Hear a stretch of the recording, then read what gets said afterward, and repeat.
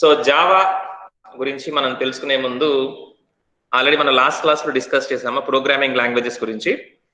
So ఎలాగైతే మనం languages అనేవి కమ్యూనికేషన్ పర్పస్ కి యూజ్ చేస్తామో, ప్రోగ్రామింగ్ లాంగ్వేజెస్ అనేవి సిస్టమ్ తో మనం వర్క్ చేయించడానికి, సిస్టమ్ తో మనకు కావాల్సిన ఫంక్షన్స్ కానివ్వండి, అప్లికేషన్స్ కానివ్వండి, ఇవన్నీ రన్ చేయడానికి మనం ఉపయోగించుకునే ఒక మీడియేటర్ లాంటిది ప్రోగ్రామింగ్ లాంగ్వేజ్. సో మీకు తెలుసు ఆల్రెడీ చాలా ప్రోగ్రామింగ్ లాంగ్వేజెస్ ఉంటాయి. వాటిలో ఒక డిఫరెంట్ టైప్స్ ఉంటాయి, హై లెవెల్, లో లెవెల్, మిడిల్ లెవెల్ అని చెప్పి. సో వాటన్నిటిలో మనకి కంఫర్టబుల్ గా ఉండేది, మనం ఎక్కువగా వర్క్ చేసేది high level languages. Okay, so high level languages లో మీకు తెలిసిన ఒక language C programming language. Already మీరు లాస్ట్ సెమిస్టర్ లో చదివారు. సో ఈ సి ప్రోగ్రామింగ్ లాంగ్వేజ్ మీకు తెలిసిన విధంగా చాలా సింపుల్ గా ఉంటుంది, అలానే చాలా ఈజీగా మనం దాన్ని నేర్చుకోవచ్చు. ఓకే, సో ఇక దీని గురించి చెప్పుకోవాలంటే 70s అండ్ 80s లో బాగా పాపులర్ అయిన లాంగ్వేజ్ ఏదైనా ఉందంటే అది C programming language. Okay, it's very efficient, చాలా ఎఫిషియంట్ అది.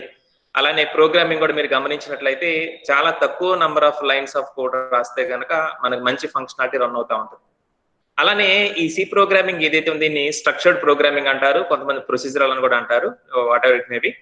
సో అంటే ఏంటంటే ఇక్కడ మొత్తం కూడా మనం ప్రోగ్రామ్ అంతా కూడా ఫంక్షన్స్ గా డివైడ్ చేసుకొని మనకి కావాల్సిన విధంగా ఏ ఫంక్షన్ ఏం రన్ చేయాలి అని మనం డిసైడ్ చేసుకుంటూ ప్రోగ్రామ్ అంతా రాసుకుంటాం. ఓకే, సో ఇక సి ప్రోగ్రామింగ్ అనేది చాలా ఎఫిషియంట్, మీకు ఇందాక చెప్పాను. అండ్ అప్పట్లో 70s అండ్ 80s లో బాగా ఎక్కువగా యూజ్ చేసిన లాంగ్వేజ్ ఏదైనా ఉందంటే అది సి లాంగ్వేజ్ అనమాట. చాలా పాపులర్ అయిపోయింది. ఇక ఈ సి ప్రోగ్రామింగ్ లో మనకి ఒక డ్రాబ్యాక్ ఉందమ్మా. ఏంటి ఆ డ్రాబ్యాక్ అంటే కాంప్లెక్సిటీ. ఓకే, సో ఎప్పుడైతే మనం ఒక పెద్ద ప్రోగ్రామ్ రాద్దాం అనుకున్నామో, ప్రోగ్రామ్ సైజ్ పెరిగే కొద్దీ ఆ ప్రోగ్రామ్ యొక్క కాంప్లెక్సిటీ కూడా పెరిగిపోతాం. కాంప్లెక్సిటీ అంటే తెలుసు కదా, దాంట్లో ఉన్నటువంటి లోటుపాట్లు అనమాట. ఓకే, అంటే మీకు అర్థమవడం కోసం ఎలా చెప్తున్నాను. So complexity in the sense ఆ ప్రోగ్రామ్ ని రన్ చేసే టైం కానివ్వండి, ఆ ప్రోగ్రామ్ ఆక్యుపై చేసే మెమరీ కానివ్వండి, చాలా ఎక్కువైపోతాయి. దాని వలన ఏంటి మనకు వచ్చే నష్టం అంటే, పొరపాటున దాంట్లో ఏదైనా ఎర్రర్ వస్తే దాన్ని ఐడెంటిఫై చేయడం చాలా కష్టంగా మారేది. ఎందుకంటే చాలా thousands of lines of code కనుక మనం రాసినట్లయితే దాంట్లో మనకు కావాల్సిన దాన్ని పట్టుకోవడం కొంచెం క్లిష్టతరమైన పని. సో ఎప్పుడైతే ఈ పర్టికులర్ కాంప్లెక్సిటీ అనేది ఇష్యూ అయిందో సి లాంగ్వేజ్ లో, నెక్స్ట్ ఏం చేశారంటే C++ అనే ఒక కొత్త లాంగ్వేజ్ ని డెవలప్ చేశారు. ఓకే, ఆబ్వియస్ గా మీకు అర్థమవుతానే ఉంటది, సి నుంచి ఎక్స్టెన్షన్ తో వచ్చింది C++. ఓకే, ప్లస్ అంటే మీకు తెలుసు కదా, ఏంటి ప్లస్ అంటే? మన ప్రోగ్రామింగ్ లాంగ్వేజ్ ప్లస్ అంటే ఏంటమ్మా? ఓకే చెప్పండి, ఆడియో ద్వారా చెప్పండి అమ్మా, అంటే మీ రెస్పాన్సెస్ నాకు అనిపించవు, ఆడియో ద్వారా చెప్పండి. ప్లస్ అంటే ఏంటి?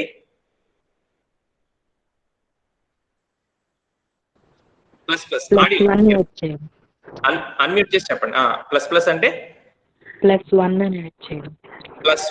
ఇంక్రిమెంట్ తెలుసు కదా, ఇంక్రిమెంట్ ఆపరేటర్ మీకు తెలుసు కదా, అంటే ఉన్నదానికి ఒకటి ఎక్కువగా యాడ్ చేయటం, ఎక్స్ట్రాగా ముందుకు వెళ్తాం. అలాంటిది C++ కూడా. ఓకే, సిలో ఉన్నటువంటి ఈ కాంప్లెక్సిటీ అనే ఒక పెద్ద డ్రాబ్యాక్ ని ఓవర్కమ్ చేస్తూ మంచి అడ్వాంటేజెస్ వచ్చిన లాంగ్వేజ్ C++. ఓకే, ఇది ఎప్పుడు ఈ C++ వచ్చిందంటే 1980s నుంచి 1990s దాకా బాగా పాపులర్ అయింది ఈ C++ అనేది. ఓకే, ఇది యూజ్ చేసుకునే విధానం ఏంటంటే ఆబ్జెక్ట్ ఓరియంటెడ్ ప్రోగ్రామింగ్ అంటారు. Object oriented, we will see what is object oriented మనం చూస్తాము. సో జస్ట్ గుర్తుపెట్టుకోండి, సిలో మనం స్ట్రక్చర్డ్ ప్రోగ్రామింగ్ యూజ్ చేసినట్లయితే C++ లో మనం ఆబ్జెక్ట్ ఓరియంటెడ్ యూజ్ చేస్తాం. ఈ ఆబ్జెక్ట్ ఓరియంటెడ్ అనే విధానాన్ని యూజ్ చేయడం ద్వారా మనం ప్రోగ్రామ్ యొక్క కాంప్లెక్సిటీని తగ్గించేయచ్చు, చాలా వరకు తగ్గిపోతుంది. అందుకనే ఎప్పుడైతే సిలో ప్రాబ్లం వచ్చిందో ఈ C++ అనేది ఒక సొల్యూషన్ లాగా మనకి కనిపించింది. ఓకే, సో ఈ ఆబ్జెక్ట్ ఓరియంటెడ్ విధానం ఎలా ఉండిద్ది అంటే మీకు అర్థమవడానికి సింపుల్ గా చెప్తున్నాను.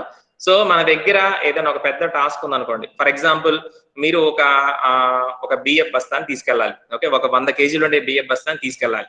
ఓకే, మీ కెపాసిటీకి ఒక 100 కేజీలు ఉండే బియ్యం బస్తాన్ని ఒకేసారి మీరు మోసుకొని తీసుకెళ్ళగలరా? ఒక 100 కేజీల బియ్యం బస్తాని? Okay, so you can respond, unmute చేసి రెస్పాండ్, మళ్ళీ మ్యూట్ లోకి వెళ్ళిపోండి. తీసుకెళ్ళగలరా 100 కేజీస్ ఒకేసారి? నో, సో తీసుకెళ్ళలేరు. సో అందుకని ఏం చేస్తారు, ఆ 100 కేజీస్ ఏదైతే ఉందో దాన్ని ముక్కలుగా విడగొడతారు. ఓకే, మీ కెపాసిటీకి తగిన విధంగా 5 కేజీస్ 10 కేజీస్ వచ్చేలాగా. సపోజ్ 5 కేజీస్ అనుకోండి, ఒక 20 బ్యాగ్స్ వస్తాయి. 10 కేజీస్ అనుకోండి, ఒక 10 బ్యాగ్స్ వస్తాయి. మీ కెపాసిటీ మీరు ఎంత వరకు అయితే మోయగలరు. సో అలా ముక్కలు చేసుకోవడం వల్ల ఏమవుతుందంటే మనం ఈజీగా దాన్ని క్యారీ చేయొచ్చు. ఓకే, సో ఇలా మనకున్న పెద్ద ప్రోగ్రామ్ ని చిన్న చిన్న ముక్కలుగా విడగొట్టుకోవడాన్ని మాడ్యులారిటీ అంటారు, మాడ్యూల్స్. ఓకే, భాగాలుగా విభజించుకోవడం. ఇలా భాగాలుగా విభజించుకుంటే మనకు వచ్చే అడ్వాంటేజ్ ఏంటంటే ఏ భాగంలో మనకి ప్రాబ్లం వచ్చిందో మనం ఈజీగా ఐడెంటిఫై చేయొచ్చు. అలానే ఎప్పుడైతే సింపుల్ టాస్క్స్ లాగా ఉంటాయో మనం చేయటం కూడా చాలా సులువుగా ఉంటుంది. ఓకే, జస్ట్ మీ అర్థం కావడం చెప్పాను, గుర్తుపెట్టుకోండి. ఆబ్జెక్ట్ ఓరియంటెడ్ ప్రోగ్రామింగ్ లో మనకి ముఖ్యమైన టాస్క్, మన ముఖ్యమైన అడ్వాంటేజ్ ఏంటి అంటే ఈ భాగాలుగా విభజించుకోవటం, మాడ్యులారిటీ. ఓకే, సరే బానే ఉంది. సిలో ఉండే కాంప్లెక్సిటీ ప్రాబ్లం తీసేసి C++ వచ్చింది. ఓకే, ఆ C++ అంటే మనకు తెలియదు. ఓకే, పక్కన పెట్టుకోండి. సో ఈ C++ కూడా కొన్నాళ్ల పాటు బాగానే రాజ్యం వెళ్ళింది. కానీ దాంట్లో కూడా ఒక ప్రాబ్లం ఉంది. ఏంటి ఆ ప్రాబ్లం అంటే portability. Of course, this portability is the problem of both C and C++. రెండింటికి ఆ ప్రాబ్లం ఉంటుంది. Okay, can anyone say what is the meaning of portability? మీరు ఎప్పుడన్నా విన్నారా పోర్టబిలిటీ అని, లేకపోతే పోర్టబుల్ అని విన్నారా ఎవరన్నా? Can anyone answer? Portability or portable ఎవరన్నా విన్నారమ్మా మీరు? పోర్టబిలిటీ ఆర్ పోర్టబుల్ విన్నారు ఈ మాట ఎప్పుడన్నా? ఎనీవన్ ప్లీజ్ ఒకసారి మీరు అన్మ్యూట్ చేసి చెప్పొచ్చు, ఎవరైనా చెప్పొచ్చు. జనరల్ ఆన్సర్ అది, పోర్టబిలిటీ. ఎవరికి తెలీదా? ఓకే, సో మీరు చెప్పాలమ్మా portability. Yeah, no one is answering. తెలీదా ఎవరికి పోర్టబుల్ అంటే? ఓకే, సో పోర్టబుల్ అంటే మీనింగ్ ఏంటంటే ఈజీగా మనం ఒక చోట నుంచి ఇంకొక చోట క్యారీ చేయగలిగింది, ఈజీగా తీసుకెళ్ళగలిగింది. ఓకే, సో ఈజీగా తీసుకెళ్ళగలిగింది, దీని అర్థం ఏంటో మనం నెక్స్ట్ చూద్దాం. సో ఈ పోర్టబిలిటీ అనేది మనకు ఒక ప్రాబ్లం అయిందనమాట. ఓకే, మనకు అర్థం అవ్వాలంటే పోర్టబుల్ అంటే ఏంటి? For example land line phones ఉన్నాయి అనుకోండి మన ఇంట్లో. ల్యాండ్ లైన్ ఫోన్స్ అనేవి మనం ఒక ఇంట్లో నుంచి ఇంకో ఇంట్లోకి తీసుకెళ్ళగలమా? తీసుకెళ్ళలేము, ఎందుకంటే వాటికి వైర్ కనెక్షన్ ఇస్తారు. ఓకే, మనతో పాటు ఊరికి తీసుకెళ్ళగలమా? తీసుకెళ్ళలేము, ఎందుకంటే దాంతో పాటు వైర్ మనం తీసుకెళ్ళలేం కాబట్టి. Okay, so land line phones కి పోర్టబిలిటీ ఉండదు. అదే మన మొబైల్ ఫోన్స్ అనుకోండి, పోర్టబిలిటీ ఉంటుంది. ఈజీగా మనం ఎక్కడ కావాలన్న దీన్ని మనం తీసుకెళ్ళిపోవచ్చు. Okay, that is the meaning of portability. ఈజీగా ఒక చోట నుంచి ఇంకొక చోటకి తీసుకెళ్లే ఒక సౌలభ్యాన్ని మనం పోర్టబిలిటీ అంటాం. ఓకే, సో C++ లో కానీ సిలో కానీ పోర్టబిలిటీ అనే ఒక ఫీచర్ లేదు. ఎందుకు ఆ ఫీచర్, ఎందుకు దానివల్ల మనకి ఏంటి, దాంతో వచ్చే ఉపయోగం ఏంటి అంటే ఇంకొక అడుగు మనం ముందుకెళ్ళి చూడాలి. ఓకే, సో టీవీ ఇక్కడ మీరు చూస్తున్నారు, స్క్రీన్ మీద మీకు ఒక రిమోట్ కనిపిస్తుంది. అబ్జర్వ్ చేశారా? ఆ రిమోట్ దేనికి సంబంధించిందో? ఆ రిమోట్ దేనికి సంబంధించిందమ్మా? TV sir. యా, టీవీకి సంబంధించింది. ఓకే, సో మనందరి ఇళ్లలో టీవీస్ ఉంటాయి. ఇప్పుడు కాదు, మన ఫస్ట్ తరాన్ని చూసుకున్నా కానీ మన కలర్ టీవీలు, బ్లాక్ అండ్ వైట్ టీవీలు, మనకి రిమోట్ కంట్రోల్స్ వచ్చేవి. ఓకే, ఫర్ ఎగ్జాంపుల్ ఇక్కడ మీకు స్క్రీన్ మీద ఎల్జీకి సంబంధించిన ఒక రిమోట్ కంట్రోల్ కనిపిస్తుంది. సో ఎప్పుడైతే మీరు ఒక ఎల్జీ టీవీ కొంటారో దాంతో పాటుగా వాళ్ళ కంపెనీకి సంబంధించిన రిమోట్ కంట్రోల్ ఇస్తారు. ఓకే, సో ఆ రిమోట్ కంట్రోల్ ద్వారా మనం ఆ టీవీని ఆపరేట్ చేయొచ్చు. ఓకే, సో దాంట్లో ఛానల్స్ మార్చుకోవడం కానివ్వండి, సౌండ్ పెంచుకోవడం కానివ్వండి, లేకపోతే వేరే సెట్టింగ్స్ ఏవైనా సరే మనం రిమోట్ ద్వారా చేయొచ్చు. ఫర్ ఎగ్జాంపుల్ మీరు ఇంట్లో మీ బ్రదర్ తోనో సిస్టర్ తోనో మీరు గొడవ పడతా ఆ రిమోట్ పగలగొట్టారనుకోండి. ఓకే, రిమోట్ పగిలిపోయింది. సో రిమోట్ పగిలిపోయింది, మనం ప్రతిసారి టీవీ దగ్గరికి ఆపరేట్ చేయడం కష్టం కాబట్టి మీరు ఏం చేస్తారు? కొత్త రిమోట్ కొనుక్కోవాలనుకుంటారు. ఓకే, సో కొత్త రిమోట్ కొనుక్కోవాలంటే ఏం చేయాలి? మామూలుగా అయితే చెప్పండి, కొత్త రిమోట్ కొనుక్కోవాలంటే ఏం చేయాలి? Yeah, you can respond, no problem. నేను అడిగిన జనరల్ క్వశ్చన్ అమ్మా, మీరు ఆన్సర్ చేయొచ్చు. కొత్త రిమోట్ కొనుక్కోవాలంటే ఏం చేయాలి? అదే కంపెనీది అడుగుతాం సార్. అదే కంపెనీదే అడుగుతాము. అదే కంపెనీని అడుగుతాం. ఓకే, సో అదే కంపెనీది లేకపోతే ఇప్పుడు కొంతమంది 100 రూపాయలు కూడా రిమోట్లు అమ్ముతారు, అయితే తెచ్చుకుంటాం ఇప్పుడు. కానీ అప్పట్లో అలా కుదిరేది కాదు. మీరు చెప్పిన విధంగా ఎల్జీ కంపెనీకి సంబంధించిన టీవీ కొన్న రిమోట్ కంట్రోల్ పగిలిపోతే మళ్ళీ ఎల్జీ కంపెనీకి మనం రిక్వెస్ట్ పెట్టుకొని వాళ్ళ ద్వారా మనం రిమోట్ తెప్పించుకోవాలి. అలా కాకుండా మన పక్కింట్లో ఉండే శాంసంగ్ సంబంధించిన రిమోట్ కంట్రోల్ తీసుకొస్తే ఈ టీవీని ఆపరేట్ చేద్దామంటే వర్క్ చేసేది కాదు. ఎందుకంటే మీరు గమనించినట్లయితే ఈ రిమోట్ కంట్రోల్ లో కూడా ఒక ప్రోగ్రామింగ్ అనేది ఉంటుంది. ఓకే, దాంట్లో కూడా కోడ్ రన్ అవుతూ ఉంటుంది. సో ఆ కోడ్ ఎలా ఉండేదంటే ఈ కంపెనీకి సంబంధించిన టీవీ ఈ కంపెనీకి సంబంధించిన రిమోట్ కంట్రోల్ తోనే పనిచేయాలి, వేరే దాంతో వర్క్ చేయదు. ఓకే, అలా బైండ్ అవుతాయి అనమాట. అవి రెండు కూడా ఒక రకమైన ఒక బైండింగ్ లో ఉంటాయి, ఒక రిలేషన్షిప్ లో ఉంటాయి. సో ఎప్పుడైతే మనం ఎల్జీ టీవీని ఎల్జీ రిమోట్ కంట్రోల్తో ఆపరేట్ చేయాలనుకుంటామో అప్పుడు మాత్రమే పనిచేసింది. అలా కాకుండా ఎల్జీ టీవీని వేరే కంపెనీకి సంబంధించి రిమోట్ కంట్రోల్తో ఆపరేట్ చేయాలనుకుంటే పనిచేసేది కాదు. ఓకే, సో ఇది కొంచెం కష్టంగా మారింది. ఇప్పుడు ప్రతిసారి మనం సపోజ్ ఇంట్లో గొడవ జరుగుతా ఉన్నాయి అనుకోండి, రిమోట్ లో పగులుతానే ఉంటాయి. అలా అని చెప్పి ప్రతిసారి కంపెనీ తెప్పించుకోవాలంటే చాలా ఖర్చు అయ్యేది. ఎందుకంటే నార్మల్ గా వాటికంటూ కూడా కంపెనీ వాటికి రేట్ ఎక్కువ ఉంటాయి. పైపెచ్చు అవి మనకు అందుబాటులో ఉండవు, ఎక్కడో దూరం నుంచి రావాలి, చాలా టైం తీసుకునేది. ఓకే, సో ఇది ఒక ఎల్జీ కేసు కాదు, అన్ని కంపెనీలకి ఒక పెద్ద ప్రాబ్లం గా తయారైంది. కస్టమర్స్ నుంచి వాళ్ళకి నంబర్ ఆఫ్ రిక్వెస్ట్లు వస్తుంది, మాకు రిమోట్ కంట్రోల్ కావాలి, రిమోట్ కంట్రోల్. ప్రతిసారి కంపెనీ వాళ్ళు ఎలా ఎక్కడి నుంచి తీసుకొస్తారు. సో అసలు ఈ ప్రాబ్లం అంతా ఎందుకు వచ్చిందయ్యా అంటే దాంట్లో రాసిన కోడ్ వలన వచ్చింది. దాంట్లో రాసిన కోడ్ ఏం చేసింది అంటే ఈ టీవీ ఈ రిమోట్ కంట్రోల్ తో బైండ్ అయ్యేలాగా వాళ్ళు కోడ్ రాస్తారు. యూజింగ్ C++ లాంగ్వేజ్ లో కోడ్ రాసేవాళ్ళు. ఆ C++ రాయటం వలన ఈ ప్రాబ్లం అంతా. సో ఇలా కాదని చెప్పి కొంతమంది ప్రోగ్రామర్స్ ఏం చేశారు అంటే అసలు ఎల్జీ టీవీని ఎల్జీ రిమోట్ కంట్రోల్ తో ఎందుకు ఆపరేట్ చేయాలి, నేను శాంసంగ్ రిమోట్ ఎందుకు ఆపరేట్ చేయకూడదు, లేకపోతే వీడియోకాన్ ఎందుకు ఆపరేట్ చేయకూడదు, లేకపోతే ఇంకొక శాంసంగ్ ఎందుకు ఆపరేట్ చేయకూడదు, సోనీతో ఎందుకు ఆపరేట్ చేయకూడదు అని ఒక ఆలోచనతో ఒక కొత్త ప్రోగ్రామింగ్ రాయడానికి ప్రయత్నం చేశారు. ఓకే, ఆ కొత్త ప్రోగ్రామింగ్ ఎలా ఉండాలి అంటే ఏ రిమోట్ కంట్రోల్ ఏ టీవీకైనా పనిచేయాలి, ఏ రిమోట్ కంట్రోల్ ఏ టీవీకైనా పనిచేయాలి, అలా ఉండేలాగా దాంట్లో వాళ్ళు ప్రోగ్రామ్ రాయాలనుకున్నారు. ఓకే, సో ఇది ఒకవైపు జరుగుతా ఉంది. ఇంకొక వైపు వరల్డ్ వైడ్ వెబ్, మీకు ఆల్రెడీ స్క్రీన్ మీద కనిపిస్తుంది. వరల్డ్ వైడ్ వెబ్ అంటే దేనికి సంబంధించిందమ్మా? ఆ వర్డ్ దేనికి సంబంధించింది, ఎవరైనా చెప్పగలరా? ఎనీవన్? వరల్డ్ వైడ్ వెబ్ ఈ మాట దేనికి సంబంధించింది, మీరు ఎప్పుడన్నా విన్నారా దీన్ని? మీకు తెలుసు, ఆల్రెడీ ఐసీటీలో కూడా చదివచ్చారు, చెప్పండి. హలో, www దేనికి సంబంధించింది, ఎక్కడ వస్తుంది మనకు ఆ వర్డ్? వెబ్సైట్. వెబ్సైట్స్ అంటే వెబ్సైట్స్ ఎక్కడ ఉంటాయి? Browser, right, very good. Internet service, very good. Okay, అంటే నేను ప్రతిసారి మీకు స్క్రీన్ లో చూడడం కష్టమైంది, you can respond with audio, no problem. Okay, so ఈ వరల్డ్ వైడ్ వెబ్ అనేది ఇంటర్నెట్ కి సంబంధించింది. ఓకే, ఇక్కడ మనం ఒక ముఖ్యమైన విషయం ఏం చెప్పుకోవాలంటే 1990లో అంటే 1990s, ఎర్లీ 1990s లో ఎలక్ట్రానిక్స్ ఇండస్ట్రీస్ లో మంచి రెవల్యూషన్ వచ్చింది. ఎలక్ట్రానిక్స్ ఇండస్ట్రీస్ అంటే ఏంటి, మనకి టీవీలు, నెక్స్ట్ ఏసీలు, రిఫ్రిజిరేటర్లు, ఓకే, వీటన్నిటికి సంబంధించి వాషింగ్ మెషిన్లు, వీటికి సంబంధించి మొత్తం ఎలక్ట్రానిక్స్ అంటారు. వాటిలో ఒక రెవల్యూషన్ ఏమొచ్చింది అంటే అక్కడ చిప్, ఇంటిగ్రేటెడ్ చిప్, ఐసి అనే దాన్ని ఇన్వెంట్ చేశారు. ఓకే, ట్రాన్సిస్టర్ మీరు వినే ఉంటారు, ఫిజిక్స్ లో వస్తుంది ట్రాన్సిస్టర్. సో ట్రాన్సిస్టర్ అనేది ఇన్వెంట్ చేశారు. ఎప్పుడైతే ఆ ట్రాన్సిస్టర్ అనేది వచ్చిందో ఎలక్ట్రానిక్స్ లో అనూహ్యమైన మార్పు అనేది వచ్చింది అనమాట. చాలా పురోగతి అనేది అక్కడ పొందగలిగేది ఎలక్ట్రానిక్స్ ఇండస్ట్రీ. సో ఆ ట్రాన్సిస్టర్స్ అనేవి ఎలక్ట్రానిక్స్ కి మంచి ఊపి తీసుకొచ్చినాయి. ఓకే, అంటే ఆ నంబర్ ఆఫ్ కన్స్యూమర్స్ ఎక్కువైపోయారు. ఇంతకు ముందు ఎలక్ట్రానిక్స్ అంటే చాలా డబ్బులు పెట్టి కొనాల్సిన పరిస్థితి వచ్చేది. కానీ ఎప్పుడైతే ట్రాన్సిస్టర్స్ అనే ఈ ఐసీ అనేవి డెవలప్ అయినాయో ఎలక్ట్రానిక్స్ ఇండస్ట్రీ అనేది అందరికీ అందుబాటులోకి వచ్చింది. ఓకే, ఎప్పుడైతే అందరికి అందుబాటులో వచ్చిందో ఈ వాషింగ్ మెషిన్లు, ఈ ఫ్రిడ్జ్లు, ఏసీలతో పాటుగా కంప్యూటర్లు అనేవి కూడా అందరికి దగ్గర కావటం మొదలు పెట్టినాయి. ఎందుకంటే కంప్యూటర్లో వాడేవి కూడా చిప్లే, మనందరికి తెలుసు, ఐసీ ప్రాసెసర్స్ అంటారు కదా. సో అలాంటివి కూడా మనకి అందుబాటులోకి రావటం మొదలైంది. ఎప్పుడైతే అందరూ కంప్యూటర్లు వాడటం మొదలు పెట్టారో, ఈ కంప్యూటర్లు అంటే ఏంటి, మామూలు ఒక సిస్టమ్ ఒకళ్ళు కూర్చొని చేసుకుంటే కంప్యూటర్. అదే నేను వేరే వాళ్ళతో మాట్లాడాలనుకుంటే నాకు ఒక నెట్వర్క్ కావాలి, కమ్యూనికేషన్ కావాలి. ఇలా ప్రపంచవ్యాప్తంగా ఉన్న కంప్యూటర్ని ఎలా అనుసంధానం చేయాలి, ఎలా ఒక యూనివర్సిటీ వాళ్ళు ఇంకొక యూనివర్సిటీ వాళ్ళతో ఇన్ఫర్మేషన్ షేరింగ్ చేసుకోవాలి అనే ఒక ఆలోచన ప్రపంచానికి ఇంకో పక్కన జరుగుతా ఉంది. ఓకే, ఇక్కడ నేను మీకు స్క్రీన్ లో 2 పార్ట్లు చూపించాను. ఫస్ట్ పార్ట్ లోనేమో రిమోట్ కంట్రోల్స్ అనేవి ఎలా మనం జనరలైజ్ చేయొచ్చు, ఏ రిమోట్ కంట్రోల్ దేని ఎలా వర్క్ ఎలా చేయొచ్చు అని కొంతమంది ఆలోచిస్తున్నారు.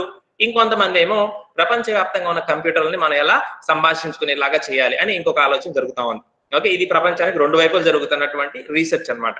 సో ఈ రెండిట్లో మొదటి దాని గురించి ప్రస్తావన మనం తీసుకొస్తే రిమోట్ కంట్రోల్స్. ఓకే, మీకు ఆల్రెడీ మొన్న చెప్పాను అసలు ఈ జావా అనేది వచ్చింది మనకి రిమోట్ కంట్రోల్స్ కోసం.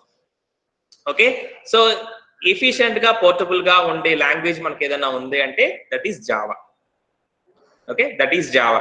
సో ఈ జావాని ఎవరు డెవలప్ చేశారంటే జేమ్స్ గాస్లింగ్ అనే ప్రోగ్రామర్, అతను కొంతమంది మెంబర్స్ తో కలిసి ఈ జావాని డెవలప్ చేశారు. ఎక్కడంటే సన్ మైక్రో సిస్టమ్స్ అనే ఒక ల్యాబ్ లో వాళ్ళు డెవలప్ చేశారు.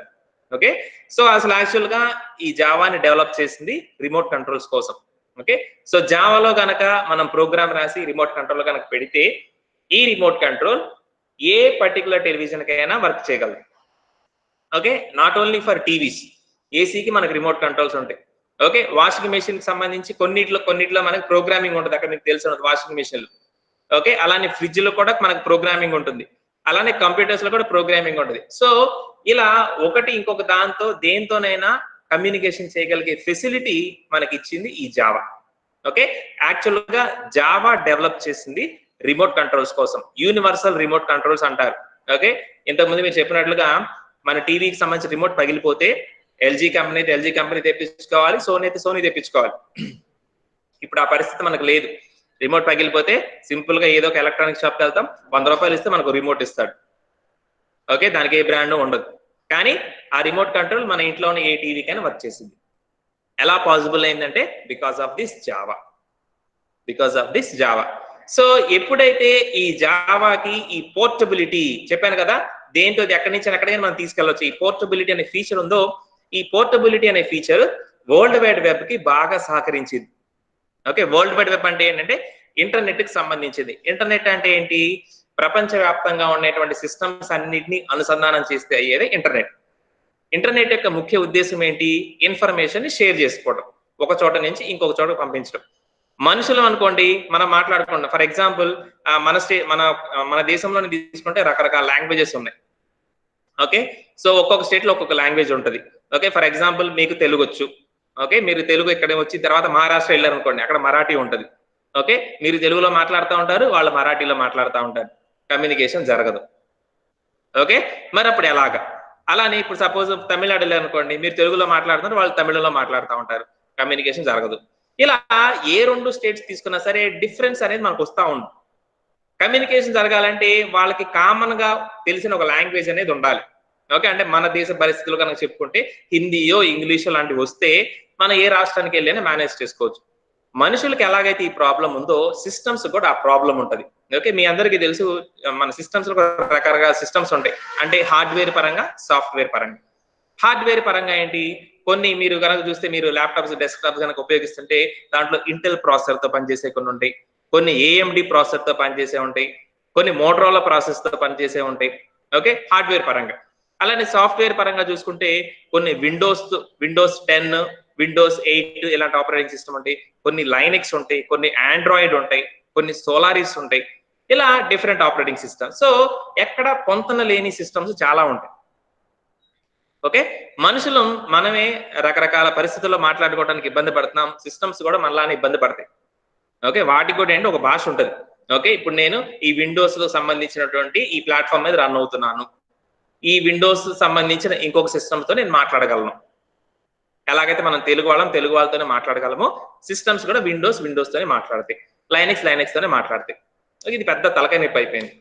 ఇప్పుడు అన్ని చోట్ల ఇది పెట్టాలంటే చాలా కష్టం. అందుకని ఎలాంటి ఆపరేటింగ్ సిస్టమ్ తో రన్ అయ్యేదైనా సరే వాటికి ఒక కామన్ ప్లాట్ఫామ్ తీసుకురావాలి. అంటే అన్ని మాట్లాడుకున్న ఒక కామన్ లాంగ్వేజ్ లాంటిది కావాలి. ఆ కామన్ లాంగ్వేజ్ కి మనకు ఉపయోగపడేది జావా. ఓకే, సో ఈ జావాకి ఈ పోర్టబిలిటీ అనే ఫీచర్ ఏంటి అయ్యా అంటే ఎక్కడి నుంచి ఎక్కడికైనా వర్క్ చేయగలదు. ఓకే, సో ఏ సిస్టమ్ నుంచి ఏ సిస్టమ్ తో మాట్లాడించగలదు, ఎక్కడి నుంచి ఎక్కడికైనా ఇన్ఫర్మేషన్ తీసుకెళ్ళగలదు. అందుకని యాక్చువల్గా రిమోట్ కంట్రోల్స్ కోసం డెవలప్ చేసిన జావా అనేది 1995 లో రిలీజ్ అయినప్పుడు దాని మేజర్ అడ్వాంటేజ్ ఎక్కడ వచ్చిందయ్యా అంటే వరల్డ్ వైడ్ వెబ్ లో వచ్చింది, ఇంటర్నెట్ లో వచ్చింది. సో మీరు ఇప్పుడు ఇంటర్నెట్ కనుక యూజ్ చేస్తున్నారంటే మీరు ఇండైరెక్ట్ గా జావాని యూజ్ చేస్తున్నట్లే. ఓకే, ఇప్పుడు అంటే మనకి 1995 లో మనకి జావాని రిలీజ్ చేసిన దగ్గర నుంచి ఇప్పటి వరకు కూడా మీరు కనుక గమనిస్తే జావా అనేది ఎంత పాపులర్ అయిందయ్యా అంటే మీరు యూజ్ చేసుకునే ప్రతి డివైస్ లో కూడా మీకు జావా ఉంటుంది. Okay, starting from your smart phone. Already చెప్పాను మన ఫోన్ లో ఏముంటుంది ఆపరేటింగ్ సిస్టమ్, ఏముంటుందమ్మా మన ఫోన్ లో operating system? Anyone? Android. So Android అనేది ఎలా డెవలప్ చేయబడింది? జావాతో డెవలప్ చేయబడింది. ఓకే, మీరు ఇంట్లో యూజ్ చేసుకునే టీవీలో స్మార్ట్ టీవీస్ వచ్చినాయి, ఆండ్రాయిడ్ టీవీస్. ఆండ్రాయిడ్ ఎక్కడి నుంచి వచ్చింది? జావాతో వచ్చింది. లేదు మీరు మామూలుగా ఎల్సిడి టీవీస్ కానీ లేకపోతే మామూలుగా సిఆర్టీ టీవీస్ పెద్ద టీవీస్ ఉపయోగిస్తున్నాను అనుకోండి, వాటికి రిమోట్ కంట్రోల్స్ ఉంటాయి. ఆ రిమోట్ కంట్రోల్స్ దేంతో డెవలప్ చేయబడి? జావాతో. మీరు ఏసీ యూజ్ చేస్తున్నారు, ఏసీ రిమోట్ దాంతో డెవలప్ చేయబడి జావాతో. మీరు ఫ్రిడ్జ్ యూజ్ చేస్తున్నారు, ఫ్రిడ్జ్ లో కూడా చిన్న ప్రోగ్రామింగ్ ఉంటుందండి. మీకు గమనిస్తే కనుక ఫ్రిడ్జ్ లో మీరు ఆన్ చేసినప్పుడు ఫ్రిడ్జ్ కంటిన్యూస్ గా రన్నింగ్ లో ఉండదు. మీరు రిక్వైర్డ్ టెంపరేచర్ సెట్ చేస్తారు, పలానా టెంపరేచర్ అయిపోయిన తర్వాత ఆటోమేటిక్ గా ఆఫ్ అయిపోతుంది. కూలింగ్ మీకు సర్టన్ టెంపరేచర్ వచ్చిన తర్వాత ఆగిపోయింది, మళ్ళీ తర్వాత రన్ అయ్యింది. సో అక్కడ మీకు చిన్న ప్రోగ్రామింగ్ ఉంటుంది. అలానే వాషింగ్ మెషిన్ లో కూడా ప్రోగ్రామింగ్ ఉంటుంది, చిన్న ప్రోగ్రామ్ ఒకటి రన్ అవుతా ఉంటుంది. ఓకే, వాటిని ఎంబెడెడ్ ప్రోగ్రామింగ్ అంటారు, వాటిని ఎంబెడెడ్ సిస్టమ్స్ అంటారు వాటిని. యాక్చువల్ గా దాంట్లో రన్ అయ్యే ప్రోగ్రామింగ్ ఎంబెడెడ్ ప్రోగ్రామింగ్, అది కూడా జావాతో. ఓకే, ఇప్పుడు మనం యూజ్ చేసుకున్న ఇంటర్నెట్ మొత్తం జావాతోనే. అలానే మీరు మొన్న చెప్పారు గేమ్స్ జావాతోనే డెవలప్ చేస్తారు. ఓకే, ఇలా ఒకటి కాదు రెండు కాదు, ప్రపంచ వ్యాప్తంగా కొన్ని వందల వేల కోట్ల డివైజ్లు జావా మీద రన్ అవుతాయి ప్రెసెంట్ ఇప్పుడు కనుక మీరు తీసుకుంటే. ఓకే, అది రకరకాల రూపంలో ఉండొచ్చు, కానీ వాటన్నిటి యొక్క ముఖ్య బేస్ ఏదైతే ఉందో, మెయిన్ బేస్ ఏదైతే that is Java. That's why Java is that much very important. అందుకని ఇప్పుడు జావా అనేది మనకి నేర్చుకోబోతున్నాం. ఓకేనమ్మా? సో ప్రపంచవ్యాప్తంగా కొన్ని వందల వేల కోట్ల డివైజ్లు, స్టిల్ ఇట్ ఈస్ గ్రోయింగ్. ప్రతి నిమిషానికి ఇంకొక 100 డివైజ్లు మీరు యాడ్ చేసుకోవచ్చు. ఎందుకంటే ప్రతి నిమిషాన్ని మీరు ఏదో ఒక ప్రొడక్ట్ అనేది తయారు చేస్తూనే ఉంటారు, ఆ ప్రొడక్ట్ ఆబ్వియస్ గా జావా ఉంటుంది. అందుకని జావా అంత పాపులర్ కాబట్టి జావాని మనం నేర్చుకోవాలి. ఓకేనమ్మా? ఇకపోతే సో ఈ జావా అనేది మన సబ్జెక్ట్ నేమ్ లోనే ఉంది, object oriented programming language. Okay, దీన్ని మనం ఊప్స్ అంటారు, ఆ ఊప్ అంటారు, ఓఓపి. మీకు హైలైట్ చేసి చూపిస్తాను అక్కడ, object oriented programming language. So Java. Okay, so ఏంటి ఆబ్జెక్ట్ ఓరియంటెడ్ ప్రోగ్రామింగ్ అనేది ఇప్పుడు మనం చూస్తాం. ఓకే, సో ఇప్పటి వరకు మీకు ఏమైనా డౌట్స్ ఉన్నాయా? నేను చెప్పింది అర్థమైనా? మీకు ఏమైనా డౌట్స్ ఉంటే అడగచ్చు. ఎనీవన్? సో ఇప్పటివరకు మనం చెప్పింది ఏంటంటే సి, C++, అవి ఎలా ఉంటాయి, వాటిల్లో వచ్చే డ్రాబ్యాక్స్ ఏంటి, అలానే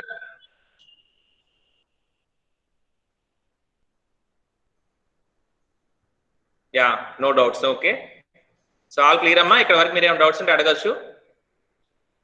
okay okay, right right, very good. So ఇక్కడ వరకు మనం జావాకి సంబంధించినటువంటి హిస్టరీ చూసాం, జావా ఎలా మొదలైందనే చూసాం. ఓకే, సో ఇక మనకి వాటిల్లో ముఖ్యమైనది ఆబ్జెక్ట్ ఓరియంటెడ్ ప్రోగ్రామింగ్ అంటే ఏంటి. ఓకే, సో దీని గురించి చూసి ఈ రోజు క్లాస్ ముగిద్దాము. ఆబ్జెక్ట్ ఓరియంటెడ్ ప్రోగ్రామింగ్ ఓకే, చాలా సింపుల్. మనం నార్మల్ గా నేర్చుకున్న సి లాంగ్వేజ్ కంటే కూడా ఆబ్జెక్ట్ ప్రోగ్రామింగ్ మనకి చాలా త్వరగా అర్థం అవుతుంది. దీంట్లో మనకి ఆ ఫెసిలిటీ ఉంది. ఓకే, మీరు ఎక్కువ కంగారు పడాల్సిన అవసరం లేదు, ఇదేదో కొత్తదేం కాదు.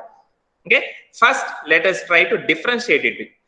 అంటే మనకి తెలిసినటువంటి ఇక్కడ మీకు 2 కంపారిజన్లు చూపిస్తున్నాను చూడండి.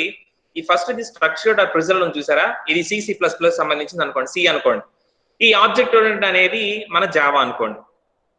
ఓకే, సో ఆ రెండింటి మధ్య డిఫరెన్షియేషన్ మనం ఎలా చేస్తామంటే మెయిన్ గా నేను ఈ 2 పాయింట్ల ద్వారా మీకు చెప్పడానికి ట్రై చేస్తాను. ఓకే, ఈ 2 పాయింట్లు అంటే మనకు చాలా డిఫరెన్సెస్ చెప్తారు. టెక్స్ట్ బుక్ లో కానీ మీ మెటీరియల్ లో కానీ చూస్తే ఒక 10 పాయింట్స్ చెప్తారు. ఓకే, ఆ 10 పాయింట్స్ యొక్క సారాంశం నేను మీకు 2 పాయింట్స్ ద్వారా చూపిస్తాను. ఓకే, సో స్ట్రక్చర్డ్ కానీ ప్రొసీజర్ కానీ తీసుకుంటే అది ఫంక్షన్స్ మీద ఎక్కువ ఫోకస్ చేసేది. ఓకే, ఆబ్జెక్ట్ ఓరియంటెడ్ తీసుకుంటే డేటా మీద ఫోకస్ చేసింది. ఫస్ట్ పాయింట్ అక్కడ మనకు కనిపిస్తుంది. అంటే ఏంటి ఫర్ ఎగ్జాంపుల్ మీరు సిలో ప్రోగ్రామ్స్ చాలా రాసి ఉంటారు. సిలో మీరు ప్రోగ్రామ్స్ రాసేటప్పుడు మీ ముఖ్యమైన ఉద్దేశం ఏముంటుంది అంటే ఈ ప్రోగ్రామ్ నేను ఎలాగైనా సరే కంపైల్ చేయాలి, ఎగ్జిక్యూట్ చేయాలి, అవుట్పుట్ తీసుకురావాలి. ఓకే, రాసే క్రమంలో మీరు ఏ పద్ధతి ఫాలో అవుతారు అంటే ఫస్ట్ సపోజ్ మీకు సిలో మీరు రాసిన ప్రోగ్రామ్స్ సపోజ్ అదే ఏమంటారు area of the triangle. Okay, so area of the triangle మీరు చేయాలనుకున్నారు.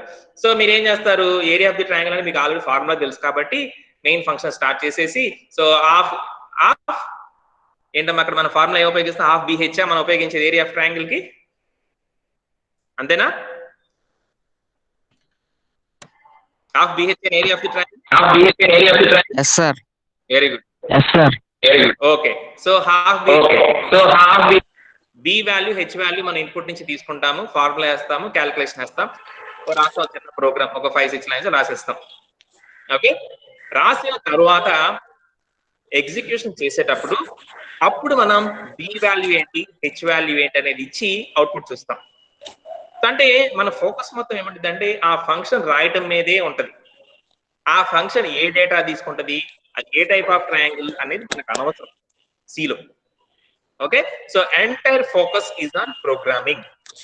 మనకు రావాల్సిన ప్రోగ్రామ్ మొత్తం రాసేసి చివర్లో డేటా మీద మనం ఫోకస్ చేస్తాం. ఓకే, ఇది కొంతకాలం నడిచింది. తర్వాత ఏమైందంటే చెప్పాను కదా, ఇంటర్నెట్ అనేది ఎప్పుడైతే బాగా పాపులర్ అయిపోయిందో అందరూ కంప్యూటర్స్, ఇప్పుడైతే స్మార్ట్ ఫోన్స్ ఇవన్నీ ఉపయోగించడం పెరిగిపోయింది. సో ఈ యూసేజ్ ఎక్కువైపోవటం వల్ల మనకి ఏం పెరిగిందంటే డేటా అనేది లార్జ్ అమౌంట్ లో ప్రొడ్యూస్ అవడం స్టార్ట్ అయింది. డేటా, ఓకే, మనం ఆల్రెడీ ఐసీటీలో కూడా డిస్కస్ చేసాం. డేటా అంటే ఏంటంటే మనకు సంబంధించినటువంటి ఇన్ఫర్మేషన్ ఏదైనా కావచ్చు. ఓకే, నేమ్స్ కావచ్చు, నంబర్స్ కావచ్చు, మన మొబైల్ డేటా కావచ్చు, లేకపోతే మనం ఇచ్చే వాల్యూస్ కావచ్చు, మీ మార్క్స్ కావచ్చు, what ever it may B. So some information can be called as data. Okay, so ఈ డేటా అనేది జనరేట్ అవుతా ఉంది. మీరు ఫేస్బుక్ లో పెట్టే ఫొటోస్ కావచ్చు, పోస్టులు కావచ్చు, ట్వీట్స్ కావచ్చు, ఓకే, వాట్సాప్ మెసేజెస్ కావచ్చు, మీరు ఇంటర్నెట్ లో బ్రౌజ్ చేసే న్యూస్ కావచ్చు, ఇవన్నీ కూడా డేటానే అంటారు. సో ఫంక్షన్ మీద ఫోకస్ చేసే సిచ్యువేషన్ నుంచి డేటా మీద ఫోకస్ చేసే సిచ్యువేషన్ కి ఇప్పుడు జనరేషన్ అనేది మారిపోయింది. సో మీకు తెలుసు ఇంతకుముందు టైమ్ ఈజ్ మనీ అనేవాళ్ళు. ఓకే, సో టైం అంటే మీకు చాలా విలువైనదని. ఇప్పుడు data is money. Okay, data is money. మీ దగ్గర ఎంత ఎక్కువ డేటా మీరు సేకరించగలిగితే మీరు అంత ఎక్కువ డబ్బులు సంపాదించగలరు. Okay, that may be negative side or positive side, whatever it may be. ఇప్పుడున్న situation data is money. Data అనేది చాలా ఇంపార్టెంట్. మీరు ఎంత ఎక్కువ డేటాని ప్రాసెస్ చేయగలిగితే, ఎంత ఎక్కువ డేటాని మీరు సంపాదించగలిగితే మీరు అంత పాపులర్ అవుతారు. అంతేనా? ఓకే, సో డేటా మీద ఫోకస్ ఎక్కువ పెరిగింది. ఆ డేటా మీద ఫోకస్ పెరిగినప్పుడు మనం రాసుకునే ప్రోగ్రామింగ్ పద్ధతి కూడా మార్చుకోవాలి కదా. సో ఆ పద్ధతి మార్చే క్రమంలో వచ్చిందే object oriented programming. Object oriented programming, ఈ ఆబ్జెక్ట్ ఓరియంటెడ్ ప్రోగ్రామింగ్ ఏం చేసిద్దయ్యా అంటే మొత్తం ఫోకస్ అంతా డేటా మీద పెట్టింది. ఓకే, ఇందా మీకు చెప్పాను కదా area of the triangle. Area of the triangle చేయాలి అంటే నేను ఫస్ట్ ఏమి స్టేట్మెంట్స్ రాయాలా, ప్రింట్ఎఫ్ రాయాలా, స్కాన్ఎఫ్ రాయాలా, ఇది నేను ఆలోచించను. అసలు నాకు కావాల్సిన ట్రయాంగిల్ ఏంటి, దాని బి వాల్యూ ఎంత, హెచ్ వాల్యూ ఎంత, ఇది ఫస్ట్ నేను సేకరించి దానికి అనుగుణంగా నేను ప్రోగ్రామ్ రాస్తా. సో ఇంతకు ముందు మీరు రాసినటువంటి ఫంక్షన్ మొత్తం రాసిన తర్వాత డేటాని తీసుకోవడం నుంచి అసలు ముందు మీ దగ్గర డేటా పెట్టుకొని దీనికి అనుగుణంగా మీరు ఫంక్షన్స్ రాసుకుంటా వెళ్తారు. ఆ విధానమే ఆబ్జెక్ట్ ఓరియంటెడ్ ప్రోగ్రామింగ్. ఓకే, అలానే రెండో పాయింట్ గా మీరు గమనిస్తే ఫస్ట్ వన్ మనకు తెలిసిన ప్రొసీజరల్ ప్రోగ్రామింగ్ ఏంటంటే టాప్ డౌన్ అప్రోచ్ అంటారు. టాప్ డౌన్ అంటే పైన నుంచి మొదలై కిందకి, అంటే ఫంక్షన్స్ అన్ని రాసేసిన తర్వాత ఎప్పుడో చివరికి మనకి ఎగ్జిక్యూట్ చేయాల్సిన అవసరం వచ్చినప్పుడు ఎక్స్ వాల్యూ, వై వాల్యూ అలా డేటా తీసుకుంటాం. కానీ ఆబ్జెక్ట్ ఓరియంటెడ్ ప్రోగ్రామింగ్ అని మీరు గమనిస్తే bottom to top or bottom up approach అంటారు. అంటే ఫస్ట్ మన డేటా ఏముంది దీన్ని మీరు తీసుకున్న తర్వాతే దానికి సంబంధించిన ఫంక్షన్స్ రాసుకుంటూ వెళ్తారు. ఓకే, సో నార్మల్ గా మనకు తెలిసిన సి లాంగ్వేజ్ అనేది టాప్ టు బాటమ్, పైన నుంచి కిందకి, అంటే ఫంక్షన్స్ అన్ని రాసేసిన తర్వాత డేటా ఇస్తాం. కానీ ఆబ్జెక్ట్ ఓరియంటెడ్ ప్రోగ్రామింగ్ అంటే మన జావా అనేది ఏంటంటే ఫస్ట్ అసలు డేటా ఏంటి, మీరు దేని మీద అసలు ఈ ఆపరేషన్స్ చేయాలనుకుంటున్నారు, ఆ డేటా తీసుకొని దాని చుట్టూ ఫంక్షన్స్ రాసుకుంటూ వెళ్తాం. That is the difference between normal procedural or structure versus your object oriented. Okay, ఈ రెండు పాయింట్లు అర్థమైనాయమ్మా? ఎవరైనా డౌట్స్ ఉంటే అడగచ్చు. ఈ రెండు పాయింట్స్ మనకు చాలా ఇంపార్టెంట్. ఇంకోసారి చెప్పండి సార్. బాబు ఇంకొకసారి చెప్పండి సార్. ఆబ్జెక్ట్ ఓరియంటెడ్ ప్రోగ్రామ్ ఏంటి బాబు? ఆబ్జెక్ట్ ఓరియంటెడ్ ప్రోగ్రామ్ గురించి ఒకసారి చెప్పండి sir. Okay, so object oriented programming మనకి డేటా మీద ఫోకస్ చేసేది. ఓకే, నార్మల్ ప్రోగ్రామింగ్ లో మనం ఫంక్షన్స్ అన్ని రాసిన తర్వాత ఎగ్జిక్యూట్ చేయాల్సిన అవసరం వచ్చినప్పుడు ఎక్స్ వాల్యూ, వై వాల్యూ అనే డేటాను మనం ఇస్తాం. అంటే సి ప్రోగ్రామింగ్ రాసేటప్పుడు మన ఇంపార్టెన్స్ మొత్తం కూడా ప్రోగ్రామింగ్ మీద ఉంటుంది కానీ డేటా మీద ఉండదు. అంటే మనం ప్రాసెస్ చేయాల్సిన ఇన్ఫర్మేషన్ అనేది అదే డేటా. కానీ ఆబ్జెక్ట్ ప్రోగ్రామింగ్ లో ఫస్ట్ మనం డేటాని తీసుకుంటాం. ఓకే, సో దేని మీద మనం ఆపరేషన్స్ చేయాలనుకుంటున్నాం అనే డేటాని తీసుకొని దీని చుట్టూ మనం ఫంక్షన్స్ రాసుకుంటూ వెళ్తాం. ఓకే, ఫర్ ఎగ్జాంపుల్ ఒక పర్సన్ కి సంబంధించిన bank account. Okay, bank account మీకు తెలుసు ఆల్రెడీ. బ్యాంక్ అకౌంట్ అంటే ఏంటి, ఆ బ్యాంక్ అకౌంట్ లో ఏమేమి డేటా ఉంటుంది, ఓకే, బ్యాంక్ అకౌంట్ అంటే పర్సన్ కి సంబంధించిన నేము, బ్యాంక్ అకౌంట్ నంబరు, అతని phone number, email ID, address ఇవన్నీ ఉంటాయి. ఇవన్నీ తీసుకొని ఇక మనం దీని చుట్టూ ఫంక్షన్స్ రాసుకుంటూ వస్తాం. ఓకే, సో మనీని డిపాజిట్ చేయటం, మనీని విత్డ్రా చేయటం, లేకపోతే అకౌంట్ని ట్రాన్స్ఫర్ చేయటం. ఈ ఫంక్షన్స్ అన్ని ఎలా వచ్చినాయి అనుకుంటున్నారు? ఈ డేటాను బేస్ చేసుకుని వచ్చింది.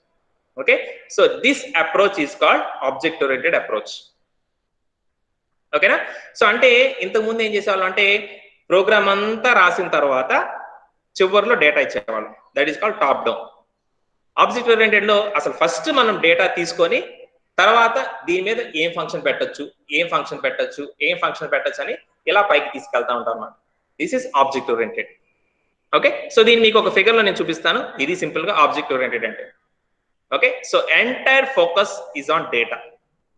అందుకని డేటా మధ్యలో పెట్టాను చూడండి. ఓకే, సో డేటా మధ్యలో ఉంటుంది. సో ఆ డేటా చుట్టూ మనం methods are nothing but functions, మన సీలో వాడే ఫంక్షన్స్ అన్నమాట. ఆ డేటా చుట్టూ ఫంక్షన్స్ రాసుకుంటూ వస్తాం. సో అందుకనే ఈ ఆబ్జెక్ట్ ఓరియంటెడ్ ఇంకొక మాట ఏమంటారంటే data centred or data centric. అంటే డేటా అనేది మధ్యలో ఉంటుంది, డేటా అనేది చాలా ఇంపార్టెన్స్ కలిగి ఉంటుంది. ఓకే, సో ఇక్కడ మీరు అబ్జర్వ్ చేయొచ్చు, data centric or data centre. Data మధ్యలో పెట్టి దాని చుట్టూ మనం ఫంక్షన్స్ రాసుకుంటూ వెళ్తాం. ఓకేనమ్మా? సో ఈ డేటా అనేది మన ఇమాజినేషన్, మనకి ఏదైతే అవసరమో. సపోజ్ నేను ఒక ఎంప్లాయీ అనుకోండి. ఓకే, నేను ఒక ఎంప్లాయీ. సో ఎంప్లాయీకి సంబంధించిన డేటా ఏముంటుంది అనేది మీ ఇష్టం, మీరు ఏదైనా తీసుకోవచ్చు. ఎంప్లాయీ నేమ్, ఎంప్లాయీ ఐడి అంటే నా నంబరు. ఓకే, నెక్స్ట్ నా శాలరీ, నేను వర్క్ చేస్తున్న ప్లేస్ ఏంటి, నా పొజిషన్ ఏంటి, ఓకే, నా అడ్రస్ ఏంటి, ఇవన్నీ కూడా నాకు సంబంధించిన డేటా. మీరు ఒక స్టూడెంట్. ఓకే, మీరు ఒక స్టూడెంట్ కదా. సో స్టూడెంట్ కి సంబంధించిన నేమ్ ఏంటి, వాళ్ళ హాల్ టికెట్ నంబర్ ఏంటి, వాళ్ళ ఏ క్లాస్ చదువుతున్నారు, ఓకే, వాళ్ళకి సంబంధించిన కోర్స్ ఏంటి, వాళ్ళ మార్క్స్ ఏంటి, పర్సంటేజ్ ఏంటి, వాళ్ళ ఫోన్ నంబర్ ఏంటి, ఈమెయిల్ ఏంటి, వాళ్ళ అడ్రస్ ఏంటి, ఇవన్నీ కూడా ఒక స్టూడెంట్ కి సంబంధించిన డేటా. ఫస్ట్ ఈ డేటా ఏంటనేది మనం ఫస్ట్ ఫోకస్ చేసి ఐడెంటిఫై చేస్తాం. ఐడెంటిఫై చేసిన తర్వాత ఇక ఈ డేటా మీద మనం ఏ ఆపరేషన్స్ చేయొచ్చు. ఓకే, స్టూడెంట్ కి సంబంధించినటువంటి పర్సంటేజ్ ఎంత వచ్చింది, స్టూడెంట్ ఏ క్లాస్ చదువుతున్నాడు, స్టూడెంట్ ఇప్పుడు ఏ క్లాస్ నుంచి ఏ క్లాస్ కి ప్రమోట్ అవుతున్నాడు, నెక్స్ట్ స్టూడెంట్ కి ఏ సబ్జెక్ట్ లో ఎన్ని మార్క్స్ వచ్చినాయి, ఇవన్నీ కూడా ఈ డేటా మీద మనం చేయగలిగిన functions. So that's why data will be sit at the centre. మధ్యలో కూర్చుంటుంది, దాని చుట్టూ మన ఫంక్షన్స్ రాసుకుంటాం. Okay, so see how the approach is change. First లో మనం ప్రోగ్రామ్ అంతా రాసిన తర్వాత చివరికి ఎప్పుడు అవుట్పుట్ అవసరమైనప్పుడు డేటా తీసుకుంటాం. కానీ ఇప్పుడు అసలు మన డేటా ఏంటో మనం ఫోకస్ పెట్టుకున్న తర్వాతే దాని చుట్టూ ఫంక్షన్స్ రాసుకుంటూ వెళ్తాం. So that's why this object oriented program is completely different from procedural language. Okay, so అంత ఇంపార్టెంట్ ఉన్నటువంటి డేటాని ఇక్కడ మనం చాలా జాగ్రత్తగా చూసుకోవాలి. అందుకని మీరు ఇక్కడ కనుక గమనిస్తే డేటా అనేది మధ్యలో పెట్టడం జరిగింది. ఆ డేటా అనేది దాని చుట్టూ ఉండే ఫంక్షన్స్ మాత్రమే చూడగలవు, బయట వ్యక్తులు ఎవరు చూసే అవకాశమే లేదు. అర్థమవుతుందా? సో ఇవి ఇగోండి, ఇక్కడ నేను కొన్ని పాయింట్స్ మీకు మెన్షన్ చేస్తున్నాను. ఆబ్జెక్ట్ ప్రోగ్రామింగ్ ఎలా ఉంటుందని ఒక 4 పాయింట్స్ ద్వారా మీకు నేను మెన్షన్ చేస్తున్నాను. ఓకే, నోట్ చేసుకోండి. మీ దగ్గర బుక్స్ ఉంటే కనుక నోట్ చేసుకోండి. సో ఈ ఆబ్జెక్ట్ ప్రోగ్రామింగ్ అనేది మెయిన్ గా డేటా మీద ఎక్కువ ఫోకస్ పెట్టింది, డేటాని ఎక్కువ స్ట్రెస్ చేస్తుంది. డేటా డేటా డేటా డేటా, నాకు డేటా ఫస్ట్ కావాలి. ఏం డేటా మీద నేను చేయాలో మీరు నాకు చెప్తే గానీ నేను తర్వాత దాని గురించి ఫంక్షన్స్ ఆలోచించాను. So it emphasises on data. Stress అంటే ఎక్కువ ఇంపార్టెన్స్ ఇచ్చింది data data data. Will see what is the data, ఎలా ఉంటుందని మనం తర్వాత చూద్దాం. సో డేటా అనేది ఇక్కడ చాలా ఇంపార్టెంట్. ఊప్స్, ఆబ్జెక్ట్ ప్రోగ్రామ్ అనేది డేటా మీద ఎక్కువ ఫోకస్ చేస్తుంది. Next, programs are based on objects. Okay, మీకు కింద చెప్పాను కదా, స్టూడెంట్ ఒక ఆబ్జెక్ట్, ఎంప్లాయీ ఒక ఆబ్జెక్ట్, ఓకే, బ్యాంక్ అకౌంట్ ఒక object. So objects are nothing but real world లో మనం చూసే దేని అని సార్ మనం ఆబ్జెక్ట్ అని పిలవచ్చు. ఓకే, ఏంటి ఆబ్జెక్ట్ అనేది మనం ఎలా స్పెసిఫై చేస్తామంటే, ఆబ్జెక్ట్ అని పిలవాలి అంటే దానికి ఉండాల్సిన ముఖ్యమైన లక్షణాలు ఏంటి అంటే అది కొన్ని ప్రాపర్టీస్ కలిగి ఉండాలి. అది ఏమైనా చేయగలిగితే పనులు చేయొచ్చు, లేకపోతే చేయలేకపోవచ్చు, అది వేరే విషయం. ఓకే, ఒక దాన్ని నేను ఆబ్జెక్ట్ అని పిలవాలి అంటే దానికి కొన్ని ప్రాపర్టీస్ ఉండాలి. ఓకే, మీకు డెఫినేషన్ చెప్తున్నాను అనమాట, గుర్తుపెట్టుకోండి, బాగా గుర్తుపెట్టుకోండి. ఒక దాన్ని నేను ఆబ్జెక్ట్ అని పిలవాలి అంటే ఏముండాలి, దానికి కొన్ని ప్రాపర్టీస్ ఉండాలి. ఓకే, అలానే అది ఏమైనా పనులు చేయొచ్చు, చేయకపోవచ్చు. ఓకే, ఎగ్జాంపుల్ ఏంటి? ప్రపంచంలో నిజ జీవితంలో మనం చూసే ప్రతి ఇది కూడా ఆబ్జెక్టే. మన కళ్ళ ముందు కనిపించే ప్రతి ఇది కూడా ఆబ్జెక్టే. Okay, example. ఓకే, ఎగ్జాంపుల్ ఒక 2 ఎగ్జాంపుల్స్ మీకు డిఫరెన్షియేట్ చేస్తాను. ఏదైనా సరే ఆబ్జెక్ట్ అంటున్నాం. ఓకే, ఇప్పుడు సపోజ్ నేను ఒక ఆబ్జెక్ట్, మనిషి. ఓకే, నేను ఒక ఆబ్జెక్ట్ ఎక్స్, ఐఎమ్ ఆబ్జెక్ట్. ఎలాగా? నాకు కొన్ని ప్రాపర్టీస్ ఉన్నాయి. మనిషి అంటే ఎలా ఉంటుంది? ఇగోండి తల ఉంటుంది, బాడీ ఉంటుంది, 2 చేతులు ఉంటాయి, 2 కాళ్ళు ఉంటాయి, 2 కళ్ళు ఉంటాయి, చెవులు ఉంటాయి, ఇవన్నీ ఉన్నాయి. కాబట్టి ఇవన్నీ మన ప్రాపర్టీస్. మనిషి it's an object.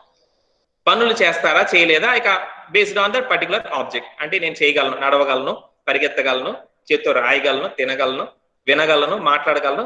These are all my task. నేను చేయగలిగే functions. That's why I'm an object. Okay, next ఇప్పుడు ఇది ఉంది ఫోన్.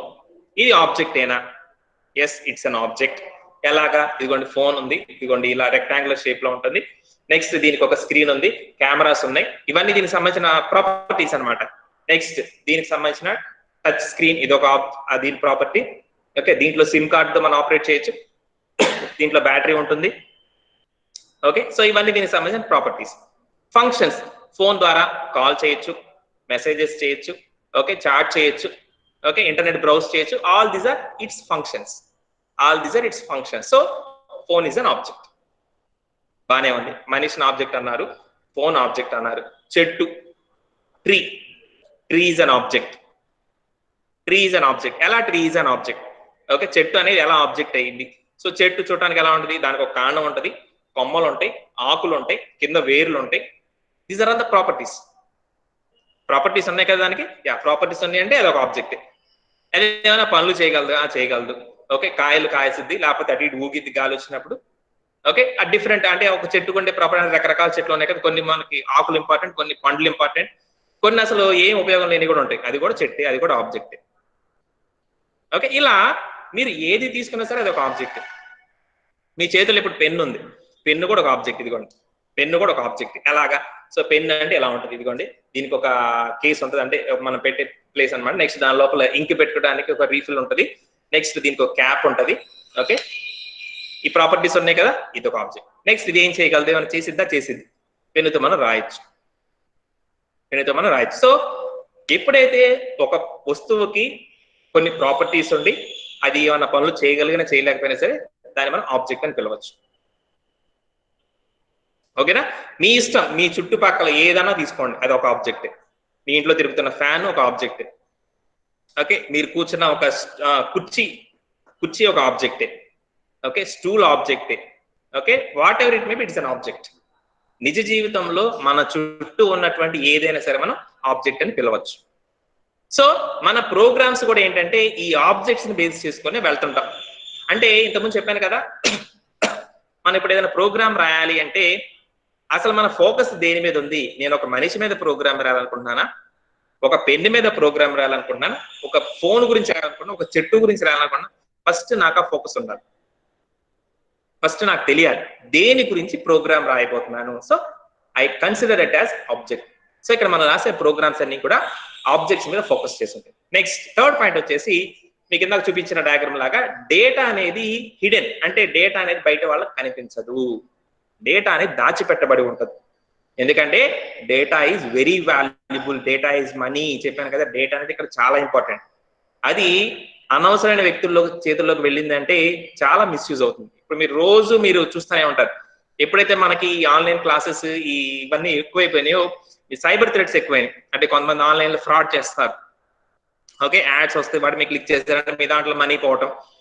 ఓకే, మీకు కాల్స్ మెసేజెస్ వస్తూ ఉంటాయి, మీకు ఆల్రెడీ ఇంత మనీ వచ్చింది, మీరు 10,000 పే చేయండి, మీ బ్యాంక్ అకౌంట్ లోకి 10 lakhs వస్తాయి. It is all thing as online fraud అనమాట. అంటే మన డేటా కనుక పొరపాటున వాళ్ళకి అందజేసాము అంటే వాళ్ళు దాన్ని మిస్యూజ్ చేయొచ్చు. So that's why we have to hide our data. మన డేటాను ఖచ్చితంగా మనం జాగ్రత్తగా దాచిపెట్టుకోవాలి. అందుకని మీకు డయాగ్రామ్ లో కూడా చూడొచ్చు, డేటా నేను మధ్యలో పెట్టించాను, సెంటర్ లో ఉంది. ఆ డేటా అనేది బయట వాళ్ళకి కనిపించదు. ఓకేనా? సో నెక్స్ట్ ఫోర్త్ పాయింట్ వచ్చేసి చూడండి, ఇక్కడ మనం చెప్పాను కదా, ఈ ఆబ్జెక్ట్ కి సంబంధించి కొత్త డేటా అయినా కొత్త మెథడ్స్ అయినా మనం చాలా ఈజీగా యాడ్ చేసుకోవచ్చు. అంటే we cannot limit our cells. అంటే నేను ఎక్కడితో ఆగిపోవాల్సిన అవసరం లేదు. ఓకే, ఇక్కడ ఆగిపోవాల్సిన అవసరం లేదు. ఇప్పుడు సపోజ్ ఈ ఫోనే ఉంది, ఈ ఫోన్ లో నేను నాకు తెలిసినంత వరకు దీని కొన్ని ప్రాపర్టీస్ రాసుకున్నా. ఒక ఫోన్ అంటే ఒక స్క్రీన్ ఉంటుంది, బ్యాటరీ ఉండిద్ది, కెమెరాలు ఉంటాయి అని రాసి కొంతవరకు ఆగిపోయా నాకు తెలియక. తర్వాత ఏమైంది, దీంట్లో ఎక్స్ట్రా ఫీచర్ ఏమొచ్చింది, ఇదిగోండి టచ్ స్క్రీన్ అంటే ఇది టచ్ అనేది ఒక ప్రాపర్టీ నాకు కొత్తగా తెలిసింది. లేదు ఇప్పుడు మీరు సామ్సంగ్ వాటిలో చూస్తే స్టైలిస్ అంటే ఇలా పెన్నుతో కూడా రాయొచ్చు. సో స్టైలిస్ అనేది ఒక ప్రాపర్టీ వచ్చింది. నెక్స్ట్ ఇది వాయిస్ తో కూడా పనిచేసిద్ది అంట, వాయిస్ రికగ్నైజేషన్ ఇది కూడా ఒక ప్రాపర్టీ కొత్తగా వచ్చింది. ఇలా కొత్తగా వచ్చే ప్రాపర్టీస్ ని కూడా నేను ఈజీగా యాడ్ చేసుకోవచ్చు. We can add. ఓకేనామా.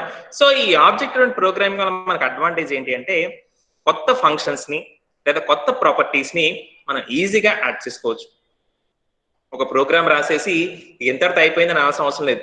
We can extend it, దాన్ని ఇంకా మనం పెంచుకోవచ్చు, ఇంకా దాన్ని ఎన్హాన్స్ చేసుకోవచ్చు, ఇంకా మంచిగా తయారు చేసుకోవచ్చు by adding some new properties and new functions. So ఈ విధంగా చేయగలిగిన వాటిని మనం ఆబ్జెక్ట్ ఓరియంటెడ్ ప్రోగ్రామింగ్ అడ్వాంటేజ్ అని చెప్పుకోవచ్చు. ఇవన్నీ కూడా మనకు దాంట్లో వచ్చే అడ్వాంటేజెస్. ఓకే, ఆబ్జెక్ట్ ప్రోగ్రామింగ్ ఏం చేసిద్ది, అసలు దేని మెయిన్ ఫోకస్ ఎలా ఉంటుంది అంటే సో ఈ 4 పాయింట్స్ ద్వారా మనం చెప్పుకోవచ్చు. ఓకేనమ్మా. సో ఈ 4 పాయింట్స్ మీకు ఏమైనా డౌట్స్ ఉంటే అడగచ్చమ్మా. ఎనీవన్ ఇక్కడ అర్థమైందా? మీకు ఏమైనా డౌట్స్ ఉంటే అడగచ్చమ్మా. You can unmute and you can ask.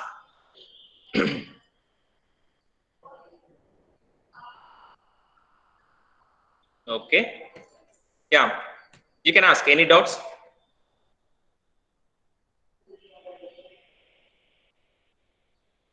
ఈ 4 పాయింట్స్ మీకు చాలా ఇంపార్టెంట్, గుర్తుపెట్టుకోండి. నేను మళ్ళీ అడుగుతాను రేపటి క్లాస్లో. ఇంతవరకు క్లియర్ అయినా మీకు? Okay, very good, no doubt.